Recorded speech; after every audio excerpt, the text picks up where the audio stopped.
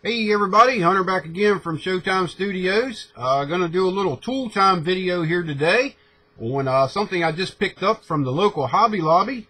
This is an aluminum triangle, and this has a couple neat features on it. This is over in the drafting section of Hobby Lobby, and I'm sure they probably have it at like a Michael's also.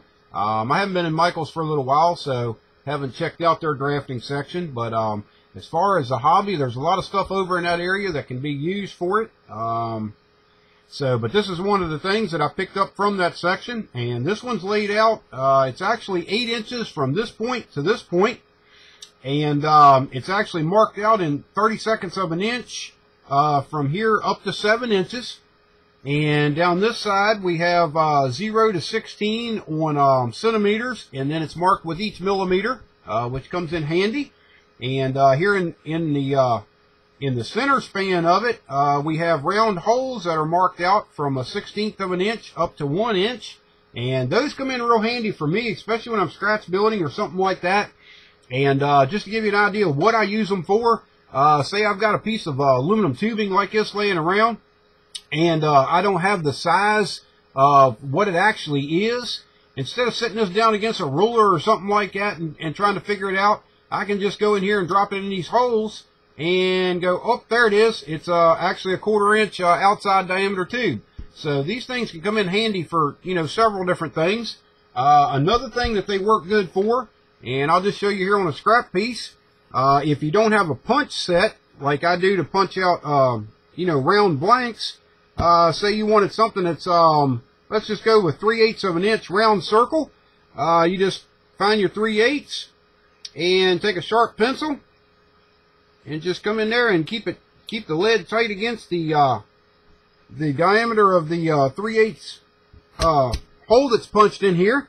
And now we have a 3/8 hole marked out on here. So what you do is come in with your scissors or your hobby knife and cut on the very outside of your pencil mark, and then sand that down to the pencil mark, and you'll have a 3/8 blank, round blank that you can use for, you know, whatever purpose, scratch building. So that's something that's handy for this little tool to do. And the other thing is, it's also a square. You have a square on these two edges here. And the next thing that it does is it's also a 45-degree angle. Say you're cutting out something and you need a 45 on one end of it. You just square it up here, and this side here will be your 45-degree cut.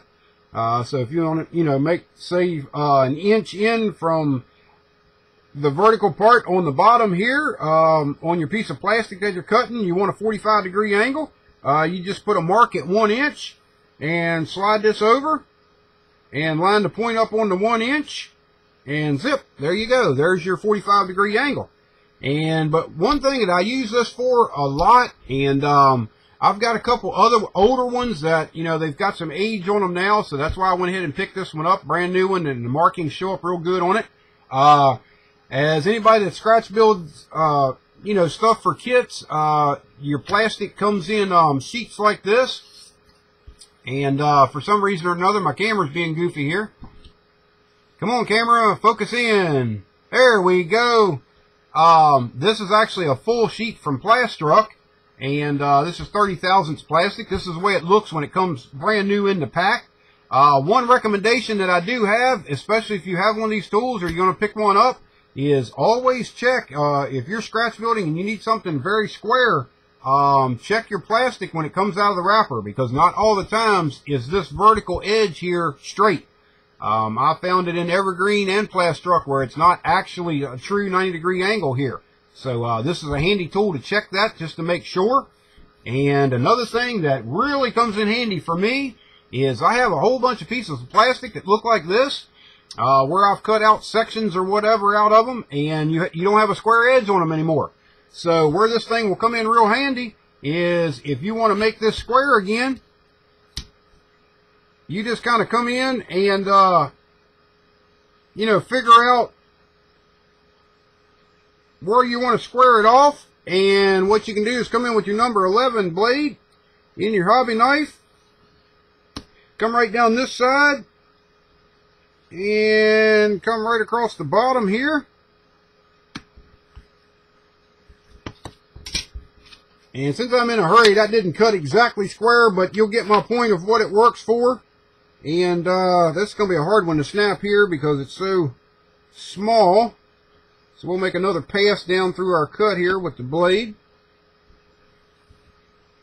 Or 2 or 3. There we go. That'll snap off now.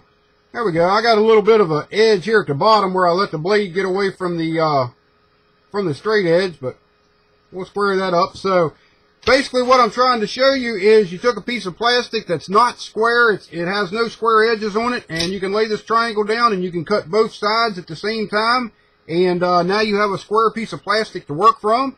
So if you want to make a box, say that's 1 inch tall and 3 inches wide, you just basically want to come on there with your triangle, line it up on this edge here, come over to your 3-inch mark, and put a little mark. Spin that around. If you want it 1 inch tall, go from your 1 inch mark up to this edge of it, put a mark. Do the same thing down here, 1 inch up.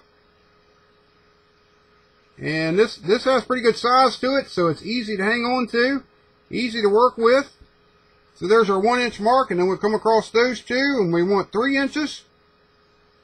And we'll mark that out at 3 inches. Then you can just lay it down, connect your lines, and snap that off, and you have a 1 inch tall by 3 inch wide rectangle that's perfectly square. And you know, say in the middle of that you wanted to do a 45-degree angle somewhere in that. You basically just line up the bottom edge because you know everything's square now. Line the bottom edge up. Well, as long as you don't move it. There we go. And just take your hobby knife and come right down the side of it just like that. And now you have a 45-degree angle here in relation to the bottom. So, pretty handy tool. And like I say, this one's laid out. This is actually 8 inches from this point to this point. So it gives you a lot of area to work with. But it's only marked up to 7 inches. And, you know, so a very handy tool. Especially for scratch building or, you know, things like that. They come in very handy for that. I use them a lot here at the shop. And, because we do a lot of scratch building. So, hopefully that gives you an idea. You know, you can pick these up for about, this one was $7.49 at the Hobby Lobby. And if you have the 40% off coupon, you can do the math and, you know, you can get it for next to nothing. They have them in, I think, 3 or 4 different sizes in there. And you can also get them where they're, can do a 30-degree angle and a 60-degree angle along with a 90-degree angle. So those are very handy. They're a little bit smaller than this, but they work too. And they have the hole cutouts in them here. So, but that's a product. It's a triangle and it's aluminum and it's from Logitech Precision. So anybody that's looking to get into scratch building or whatever that wants a handy tool, this is it for about $7. It's well worth the money. So hopefully that gives you an idea of another tool you can use to make your models better and make your scratch building easier. So if you have any questions or concerns, just leave me a comment on the video and I'll be more than glad to get back to you. And like always, I thank you for watching and we'll talk to you later. Bye-bye.